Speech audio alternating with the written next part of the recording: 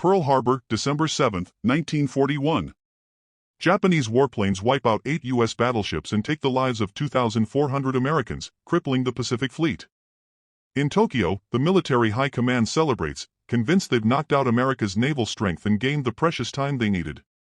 They believe the war is now within reach of victory. But the Japanese overlook one critical detail: 3 American aircraft carriers weren't in Pearl Harbor that morning. They were already out at sea, searching for the enemy. Meanwhile, in places like Detroit, Pittsburgh, and Seattle, U.S. factories are preparing to operate around the clock. Over the next 4 years, women, immigrants, and older workers will produce more airplanes than Japan had manufactured throughout its entire existence. Japan's military leaders assume they've secured the advantage with their first strike. They have absolutely no idea what is about to unfold. Before we continue, take a moment. Think about this: could Japan have actually won the Pacific War? Or did December 7, 1941 mark the moment they sealed their own defeat? Hold on to your answer, you may change your mind by the time we're done. And if you're someone who loves history that explores economics and global power, not just battles, make sure to subscribe. To understand why Japan launched the attack on Pearl Harbor, you first need to grasp the corner Japan found itself trapped in: the oil crisis. By 1941, Japan had been waging war in China for 4 years. The fighting had become a brutal grinder, claiming hundreds of thousands of lives with no victory in sight, and Japan was rapidly running out of fuel. Nearly 80% of Japan's oil came from abroad, the majority of it supplied by the United States. In July 1941, after Japan moved into French Indochina, President Franklin Roosevelt ordered Japanese assets in the U.S. frozen. Britain and the Dutch government in exile immediately followed with the same measures. The result was devastating: a complete cutoff of oil. Japan's military had enough petroleum reserves to operate for perhaps a year and a half. After that, the Imperial Japanese Navy would be stuck at port, unable to move, essentially powerless. Japan now faced a brutal choice. They could pull out of China, negotiate with the United States, accept national humiliation, and watch the military government collapse under the shame of failure. Or they could commit fully, capture the oil-rich Dutch East Indies, secure the resources needed to keep fighting, and pray the gamble succeeded. But there was a major obstacle. If Japan moved into the Dutch East Indies, the United States would almost certainly respond militarily. American forces in the Philippines stood directly along Japan's future supply routes. The U.S. Pacific Fleet anchored at Pearl Harbor could strike Japanese operations whenever it wished. Japan couldn't capture the southern oil fields unless it first crippled American power in the Pacific. So the military chose to hit the United States before the U.S. could act. Admiral Isoroku Yamamoto, leader of Japan's combined fleet, had studied at Harvard and served in Washington as a naval attaché. He understood the United States deeply, and he understood that Japan could not survive a prolonged war. In 1940, he warned Prime Minister Fumimaro Kono, "If we are ordered to fight, I can promise a fierce battle for the first 6 months, but I have absolutely no confidence in what will happen if it lasts for 2 or 3 years." Yamamoto knew the numbers. America had double Japan's population. Its economy was 5 to 7 times larger. U.S. steel mills were producing 13 times the steel that Japan could produce. But Japanese military strategists believed they had a narrow opportunity. Their idea was simple: hit the U.S. Pacific Fleet so hard that it would be crippled for half a year to a full year. During that time, Japan would seize the Dutch East Indies, Malaya, the Philippines, Wake Island, and Guam, while establishing a vast defensive barrier throughout the Pacific. Then, when the United States finally fought back, it would face heavily fortified islands, long supply routes, and an experienced Japanese navy. The American death toll would be staggering. Eventually, exhausted American citizens would demand negotiations. Japan would keep its territorial gains, and the war would end with terms favorable to Tokyo. This wasn't a plan to conquer America, it was a plan to make the conflict too costly for the United States to continue. But the entire strategy depended on one critical belief: that Americans would not endure a long, bloody war in the Pacific. That assumption turned out to be disastrously wrong. December 7, 1941, 6:20 a.m. Hawaiian time.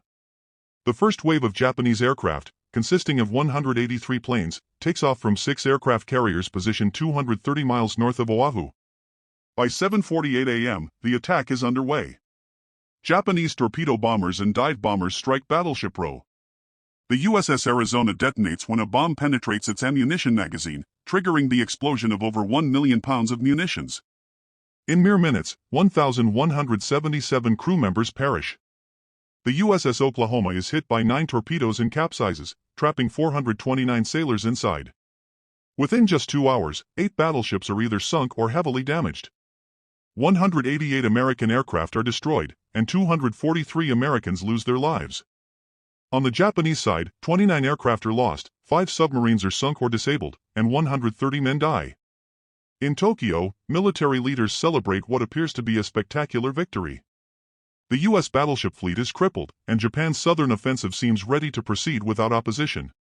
Yet there are critical problems. The 3 American aircraft carriers, Enterprise, Lexington, and Saratoga, were not at Pearl Harbor that day. Enterprise was delayed due to weather, Lexington was delivering planes to Midway, and Saratoga was stationed in San Diego. All 3 carriers survived. Additionally, Pearl Harbor's massive fuel storage tanks, holding millions of gallons of oil, remain untouched. The repair docks capable of raising and rebuilding the sunken battleships are undamaged. The submarine base, which will later spearhead the most devastating undersea campaign in history, remains fully operational.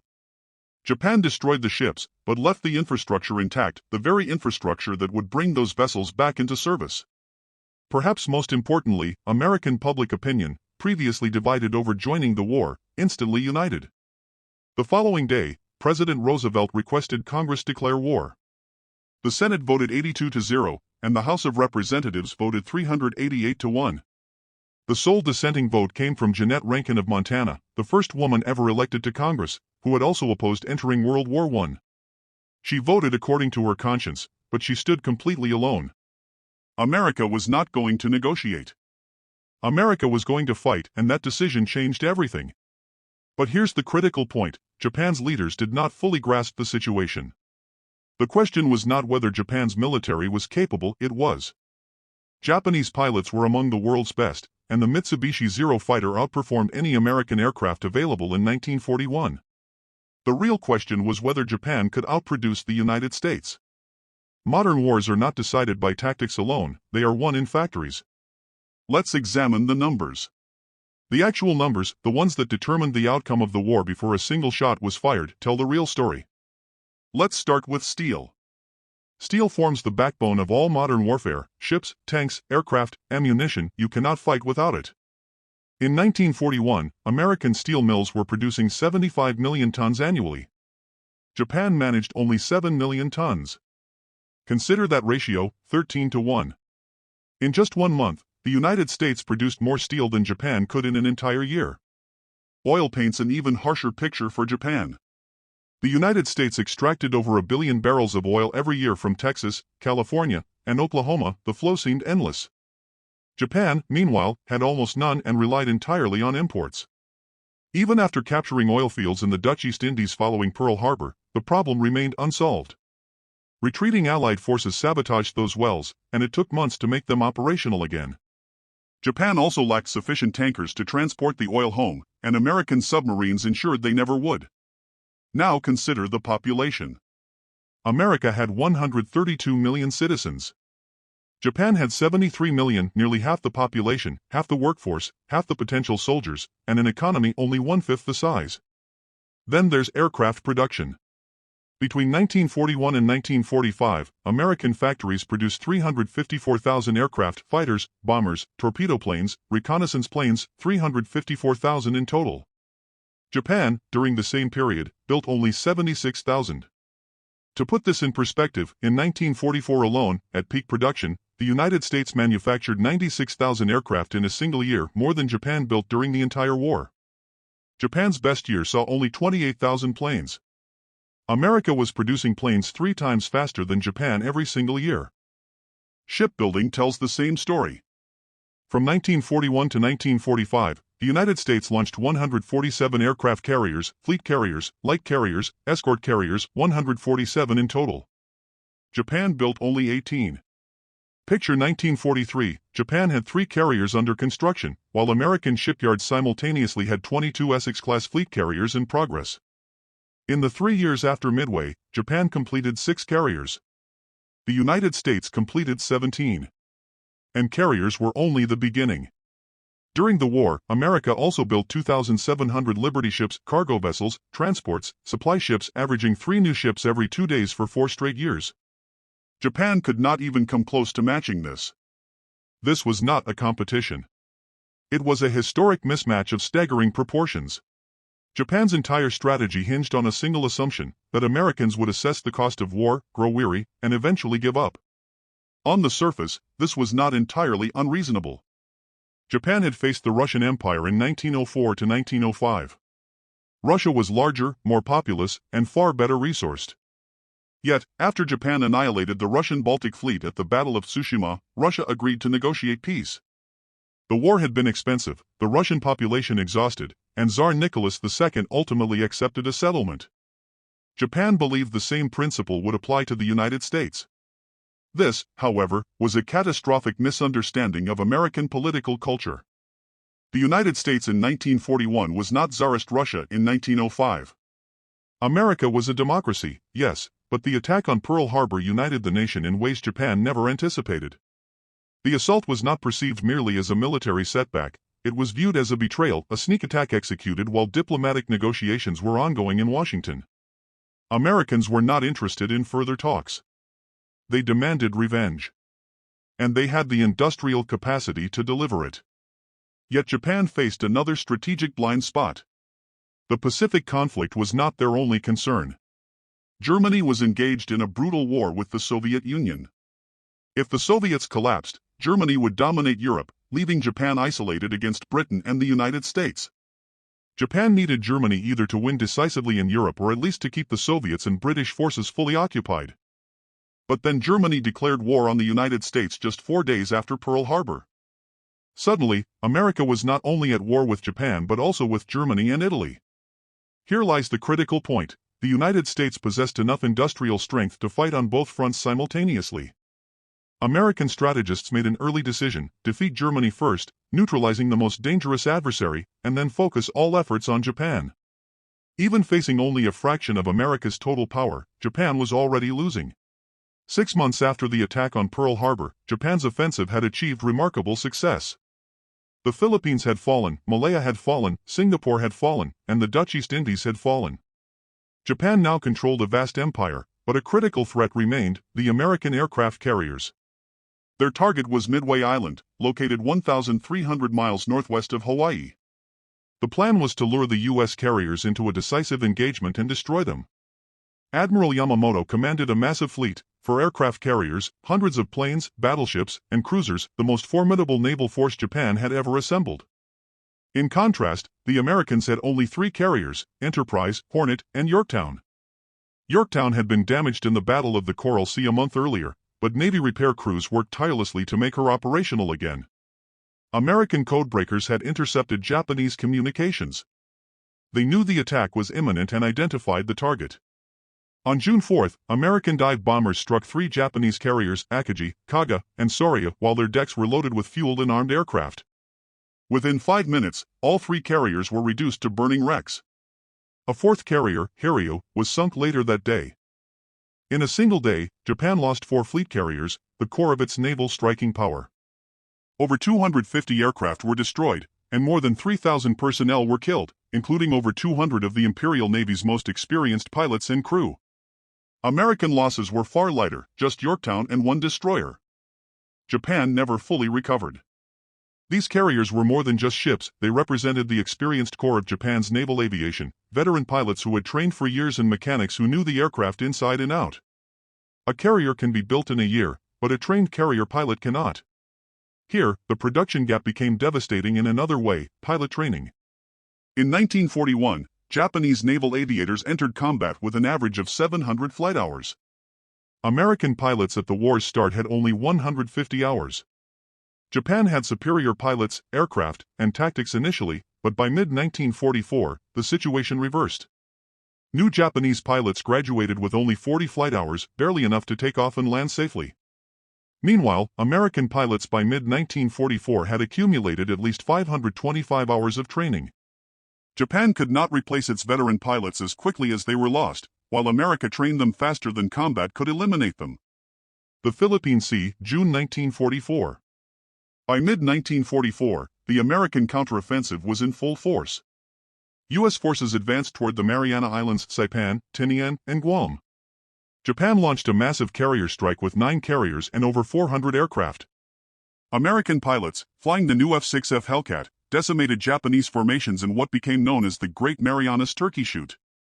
Japan lost over 600 aircraft in just 2 days, more than Japan could produce in a year, even at peak capacity.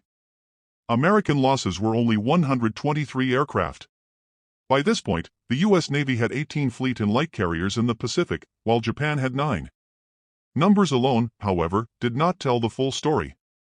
American carriers were equipped with radar, American pilots had hundreds of flight hours, and aircraft replacements outpaced losses. Japanese carriers, in contrast, had inexperienced pilots, outdated planes, and no way to replace casualties. In the final 8 months of the war, the U.S. Navy lost only 2 dive bombers and 5 torpedo planes in aerial combat. On paper, the Imperial Japanese Navy still existed, but as a fighting force, it was effectively finished. Here's the fundamental truth. Japan's strategy depended entirely on the assumption that the United States would eventually give up. But the United States does not abandon wars it is committed to, especially wars that begin with a surprise attack killing thousands of Americans. Even if every Japanese tactical choice had been flawless, even if Midway had ended differently, even if Japanese pilots had been far better trained, it would have made no difference. Wars of attrition are decided by which side can replace losses faster, and Japan simply could not do that. Imagine if Japan had won at Midway, sinking all 3 American carriers and killing thousands more U.S. sailors. What would have happened next? American shipyards would immediately begin constructing replacements. Training schools would continue to graduate new pilots. The counteroffensive would not stop, it would continue relentlessly because the industrial base supporting it was untouchable. By 1943, Japan's economy was operating at maximum capacity. Factories ran around the clock. Civilian production had been stripped to nothing. Every available resource went directly to the military, and still, it wasn't enough. Meanwhile, in 1943 and 1944, the United States was waging a 2-ocean war, sending enormous amounts of supplies to Britain and the Soviet Union, equipping millions of soldiers, and building thousands of ships and aircraft. American production continued to grow. By 1945, over half of the world's industrial output was happening in the United States.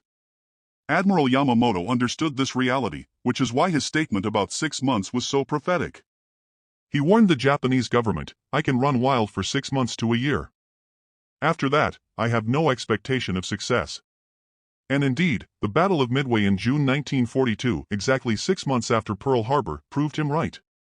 Accounts indicate that Yamamoto spent the day after Pearl Harbor sunk in apparent depression while his staff celebrated. He knew, instinctively, that he had just set Japan on the path to inevitable defeat. Yet Japan attacked anyway. The alternative, withdrawing from China, accepting the oil embargo, and watching the military government lose face, was politically impossible. Japan bet on the idea that Americans would grow weary of war and negotiate for peace. It was a disastrous gamble. Not because American soldiers were braver or American generals smarter, but because American factories could replace losses faster than Japan could inflict them. Wars of attrition are determined by which side can recover from losses most efficiently. In 1941, that side was unquestionably the United States, not even close. Here's my question for you. Japan's leaders understood the numbers clearly. Admiral Yamamoto directly warned them about the situation. Because of the American oil embargo, they had roughly a year and a half before their navy would be unable to operate. Despite knowing this, they chose to strike. So was the attack on Pearl Harbor a logical strategic move, a desperate roll of the dice, or outright strategic self-destruction? Share your thoughts in the comments. This is one of those debates where knowledgeable people completely disagree, and I'm genuinely interested in your perspective. This isn't only a lesson about World War II. It's about what happens when countries make decisions driven by wishful thinking instead of hard calculations. When ideology blinds leaders to economic and industrial reality. When governments step into a war knowing the odds are stacked against them. Japan attempted to wage an economic and military struggle against a nation capable of producing 10 tanks for every one Japan could manufacture. There was never going to be a fair fight. In fact, there was never even a possibility of parity. If this shifted your understanding of history, make sure to hit the like button. And subscribe for more deep explorations into the forces and systems that truly shape the world.